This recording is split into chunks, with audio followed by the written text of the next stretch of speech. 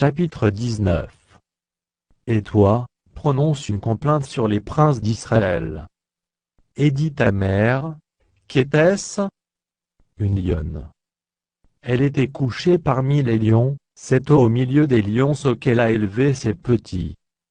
Elle éleva l'un de ses petits, qui devint un jeune lion, et qui apprit à déchirer sa proie, il dévora des hommes.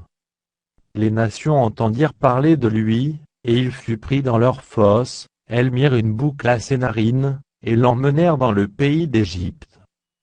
Quand la lionne vit qu'elle attendait en vain, qu'elle était trompée dans son espérance, elle prit un autre de ses petits, et en fit un jeune lion.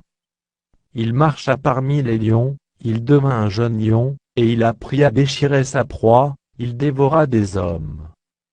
Il força leur palais, et détruisit leur ville, le pays, tout ce qui s'y trouvait, fut ravagé, au bruit de ses rugissements.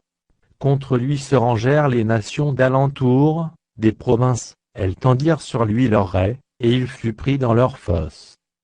Elles mirent une boucle à ses narines, le placèrent dans une cage, et l'emmenèrent auprès du roi de Babylone, puis elles le conduisirent dans une forteresse, afin qu'on n'entende plus sa voix sur les montagnes d'Israël. Ta mère était, comme toi, semblable à une vigne, plantée près des eaux. Elle était féconde et chargée de branches, à cause de l'abondance des eaux. Elle avait de vigoureux rameaux pour des sceptres de souverains, par son élévation elle dominait les branches touffues, elle attirait les regards par sa hauteur, et par la multitude de ses rameaux.